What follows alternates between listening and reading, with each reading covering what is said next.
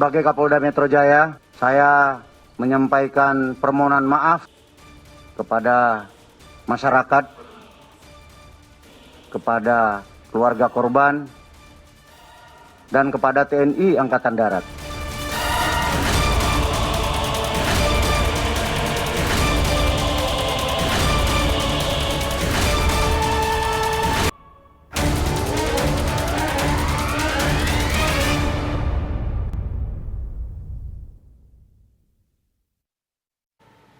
Pemirsa, Kamis dini hari kemarin, seorang oknum anggota polisi menembak 3 orang. 1 korban diantaranya adalah anggota TNI aktif.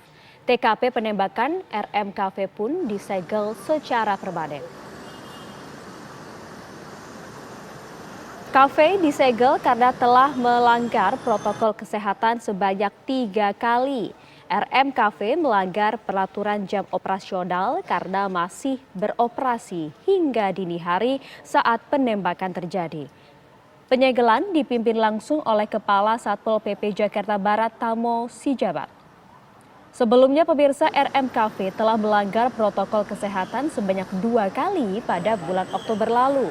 Penyegelan akan berlaku permanen sesuai Pergub 3 tahun 2021 karena ini merupakan pelanggaran yang ketiga kalinya.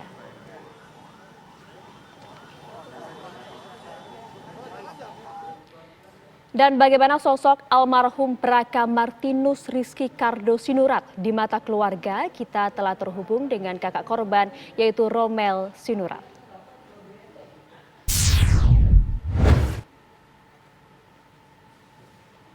Ya, selamat siang Bapak Romel, terutama kami mengucapkan duka sedalam-dalamnya Pak atas meninggalnya Praka Martinus Rizky Kardo Sinurat, yaitu yang merupakan adik dari Pak Romel. Ya, selamat siang. Terima kasih, Bu. Iya, Pak Romel mungkin bisa dijelaskan terlebih dahulu sebenarnya komunikasi terakhir dengan Pak Praka seperti apa? Komunikasi terakhir sebelum kejadian, 2 hari sebelum kejadian lah, Bu. Komunikasi tentang bagaimana kabar, kesehatan, dan lainnya, Bu. 2 hari sebelum kejadian ya. Tapi keluarga di sana mengetahui bahwa korban Praka sendiri juga kemudian bertugas sebagai petugas keamanan di sebuah kafe ini? Untuk itu kita nggak tahu, Bu. Kalau di mata Pak Romel sendiri sebagai kakak, sang adik ini seperti apa, Pak? Kalau almarhum ini di mata saya orangnya baik, jujur, tidak banyak neko-neko, ramah. Ya begitulah, Bu. Dikenal sebagai sosok yang baik begitu ya. Kalau untuk saat ini, Pak, kemudian kan sudah dibawa ke rumah duka begitu ya. Nanti untuk proses pemakamannya sendiri akan dilangsungkan kapan? Untuk pemakamannya almarhum akan dilakukan pada hari Sabtu, kira-kira jam 4 sore. Oh gitu. Akan ada prosesi adat juga ya, Pak? Iya, betul. Karena kita selaku orang Batak, pasti adalah adatnya untuk acara pemakamannya nanti. Biarpun nanti dipersingkat karena COVID-19 ini, Bu. Iya. Untuk jenazah sendiri akan tiba kapan, Pak, informasinya? Untuk jenazah kira-kira tibanya sekitar pukul 1 siang, Bu. Hari ini? Ya, hari ini. Oh, hari ini. Berarti untuk saat ini keluarga di rumah juga masih menunggu kehadiran dari jenazah begitu ya? Iya, betul, Bu. Untuk istri dari korban sendiri saat ini kondisinya seperti apa, Pak? Untuk istri kondisinya ya bersama dengan almarhum, Bu, masih di perjalanan, Bu. Masih di perjalanan ya. Apakah kemudian pada saat beberapa hari yang lalu sempat ada komunikasi juga dengan istri dari korban? Untuk istri komunikasi terakhir ya sesudah kejadian ini, Bu. Di rumah sakit Polri. Di rumah sakit Polri ya. Oke. Kalau misalnya di mata keluarga begitu ya, di mata teman-teman sekitar gitu, tentunya kan kejadian ini tidak diduga begitu ya Pak Romel ya. Iya, betul. Di mata keluarga dan juga kerabat sekitar, bagaimana sosok Pak Romel? Tentunya ini kejadian yang tidak diduga. Ya, kita sebagai keluarga untuk kejadian ini memang tidak menduga ya Bu ya, karena ini kasusnya di luar kehendak kita. Iya, Ya. betul. Jadi saya mohon kepada aparat penegak hukum dan pemerintah supaya mengawal kasus ini, supaya pelaku dihukum seadil-adilnya sesuai dengan perundangan yang berlaku di Indonesia. Ya, tentunya kita semua juga berharap hukum berlaku dengan seadil-adilnya dan hal ini juga telah disampaikan oleh Pangdam Jaya begitu ya Pak Romel. Tapi apakah sudah ada pihak dari TNI, dari pusat yang berkomunikasi dengan keluarga di sana? Untuk sementara ini yang berkomunikasi dengan keluarga dari Dandim di Padang Sidempuan ini, Bu. Untuk hingga saat ini apakah sudah ada pihak dari TNI yang berada di sana untuk mendatangi rumah duka untuk nantinya menunggu jenazah tiba di rumah duka, Pak? Sudah, Bu, sudah. Dari kepolisian juga sudah ada. Dari mana saja, Pak? Dari kepolisian, dari TNI sudah di sini, Bu. Sudah ada semua di sana ya? Iya, Bu. Pesan apa yang disampaikan oleh pihak TNI langsung kepada keluarga, Pak? Jika kami boleh tahu. Ya, pesannya supaya keluarga lebih tabah menghadapi kasus ini. Dan yang kedua, akan mengawal kasus ini sampai tuntas. Sampai tuntas begitu ya. Baik, nanti kita juga akan memantau bagaimanakah jalannya proses pemakaman yang akan dilangsungkan esok hari ya Pak. Terima kasih atas informasinya. Satu lagi Bu. Ya? Halo. Ya, Satu silakan lagi Pak Bu. Robel. Permohonan dari keluarga, khususnya untuk pemerintah, aparat kepolisian dan TNI supaya memperhatikan anak dari almarhum ini. Baik biaya pendidikannya dan lain-lainnya Bu, supaya diperhatikan. Ya, apakah hal ini juga sebelumnya sudah sempat disampaikan kepada pihak pemerintah maupun pihak TNI? Untuk dari Dandim sini Bu, sudah kami sampaikan. Mudah-mudahan untuk kedepannya bisa terlaksana lah Bu. Itulah harapan dari keluarga. Baik, terima kasih banyak Pak Romel atas informasinya. Kami mengucapkan turut belasungkawa satu kali lagi dan juga salam untuk keluarga yang berada di sana. Terima kasih. Pemirsa, Polda Metro Jaya menangkap anggota polisi Bribka CS pelaku penembakan di kafe di wilayah Cengkareng, Jakarta Barat. Bribka CS dalam keadaan mabuk, mengamuk, dan menembak 4 orang. 3 tewas dan salah satunya merupakan anggota aktif TNI Angkatan Darat.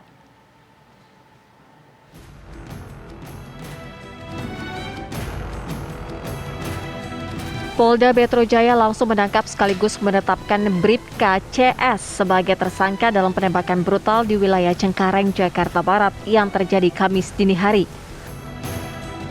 Tersangka CS telah diperiksa secara maraton oleh Ditreskrimum Polda Metro Jaya. Tersangka akan segera diproses secara pidana, termasuk diproses secara kode etik dengan ancaman hukuman berupa pemecatan. Pagi ini juga sudah langsung dilaksanakan pemeriksaan maraton, olah TKP, sehingga sudah didapatkan 2 alat bukti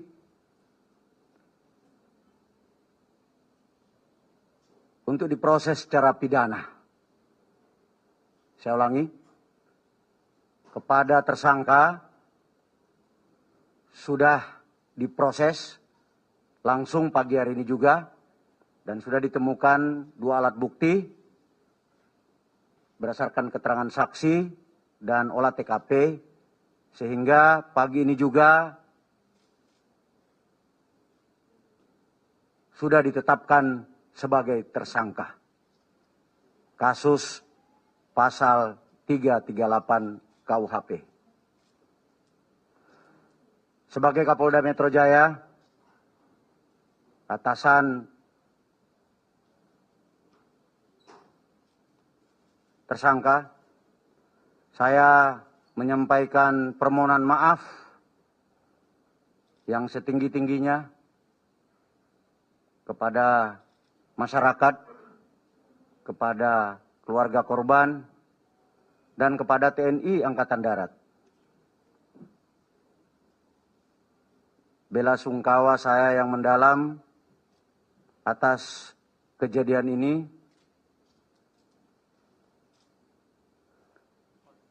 Kami akan menindak pelaku dengan tegas, akan melakukan penegakan hukum yang berkeadilan.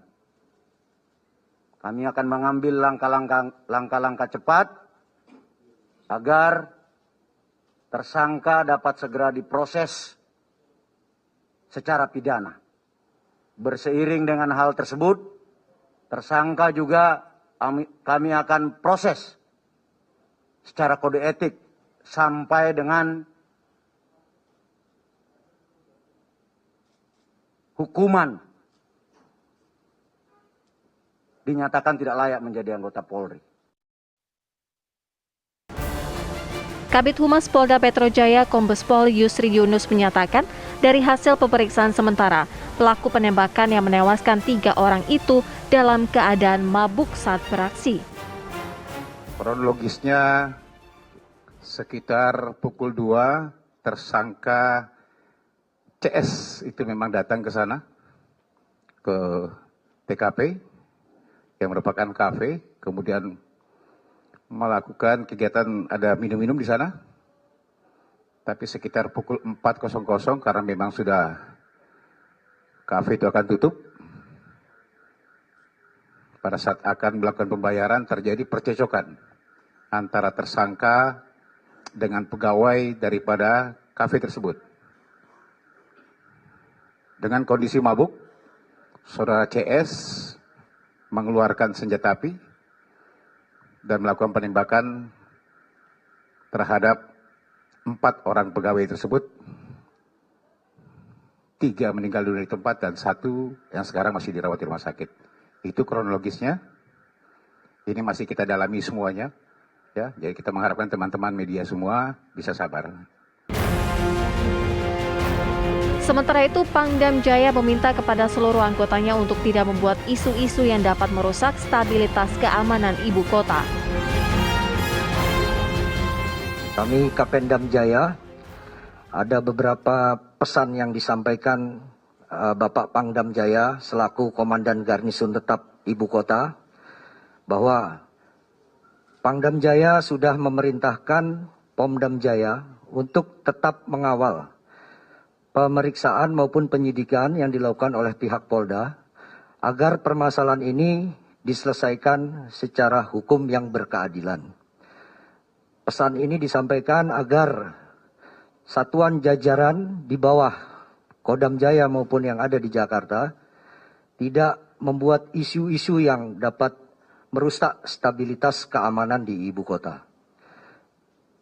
Kemudian yang kedua juga pesan Bapak Pangdam Jaya menyampaikan bahwa ke depan mungkin akan lebih diperketat untuk pelaksanaan patroli bersama antara Garnisun dengan Polda Metro Jaya untuk mengurangi tindakan-tindakan yang merugikan nama institusi Angkatan Darat pada khususnya. Mungkin ini yang kami sampaikan kepada rekan-rekan baik prajurit di lapangan agar tidak terjadi suatu dinamika yang terprovokasi. Kita tetap mengharapkan sinergitas antara TNI dan Polri. Kadif Propam Polri Irjen Pol Verdi Sambo pun bergerak cepat menindaklanjuti kasus ini. Tersangka Bribka CS, anggota Polri Polsek Kalideres Jakarta Barat dilakukan proses pidana oleh Ditkrimum Polda Metro Jaya. Sesuai peraturan pemerintah nomor 1/2003/ Divisi Propam Polri akan memproses pemberhentian tidak dengan hormat kepada Bribka CS. Selanjutnya Propam Polri akan melakukan penertiban terhadap larangan anggota Polri untuk memasuki tempat hiburan dan meminum minuman keras termasuk penyalahgunaan narkoba. Tim TV One mengabarkan.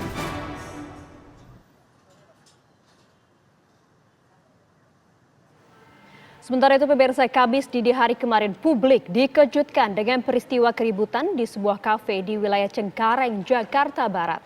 Seorang oknum anggota polisi menembak 3 orang, 1 korban diantaranya adalah anggota TNI aktif. Aksi koboi oknum Polri berpangkat Bribka itu menambah panjang insiden penembakan yang melibatkan anggota Korps Bayangkara.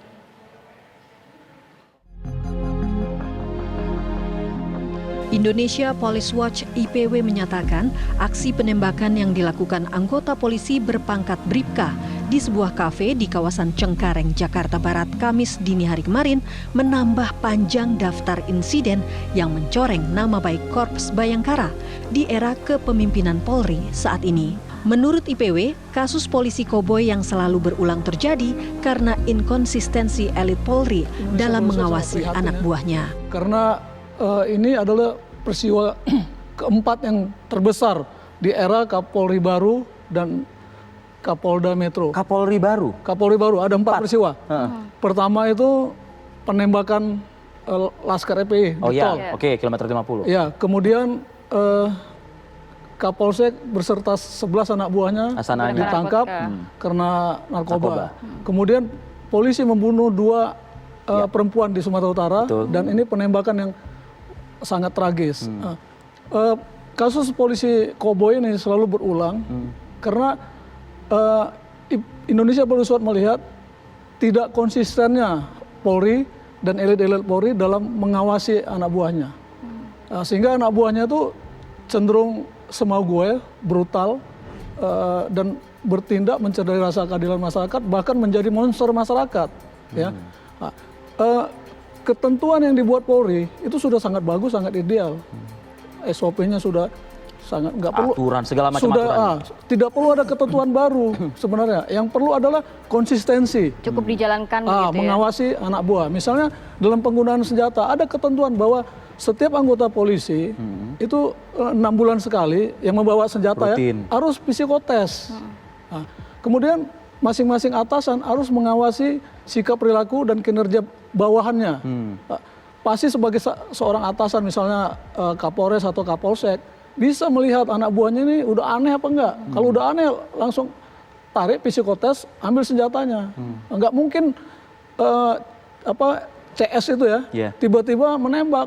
Dia pasti udah menunjukkan perilaku menyimpang kalau atasannya peka.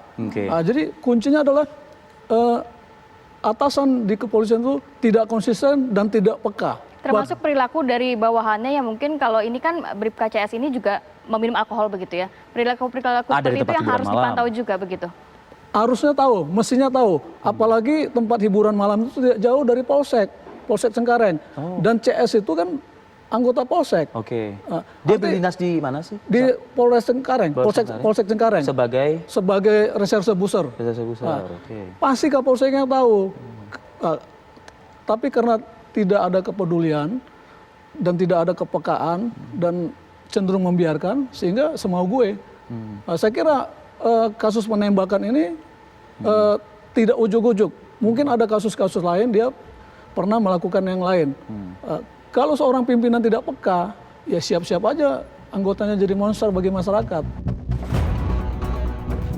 Dalam kasus penembakan di kafe di Bilangan Cengkareng, Jakarta Barat yang menewaskan 3 orang, IPW mendesak oknum polisi yang menjadi pelaku agar dijatuhi hukuman mati untuk memberikan efek jera. Dari Jakarta, tim TV One mengabarkan.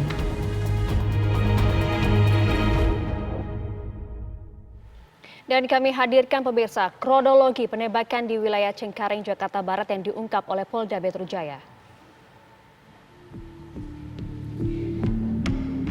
Sekitar pukul 2 pagi pemirsa waktu Indonesia Barat, pelaku datang ke kafe untuk minum-minum. Hal ini pula yang juga diungkap oleh Polda Metro Jaya. Dan selanjutnya sekitar pukul 4 waktu Indonesia Barat, saat melakukan pembayaran, pelaku kemudian mengalami cekcok dengan karyawan kafe. Setelah cekcok dengan karyawan kafe, kemudian masih dalam kondisi mabuk atau di bawah pengaruh alkohol, pelaku kemudian melakukan penembakan ke 4 karyawan kafe. 3 karyawan kafe pemirsa dinyatakan meninggal dunia di tempat dan 1 orang dirawat hingga kini di Rumah Sakit Polri Kramat Jati.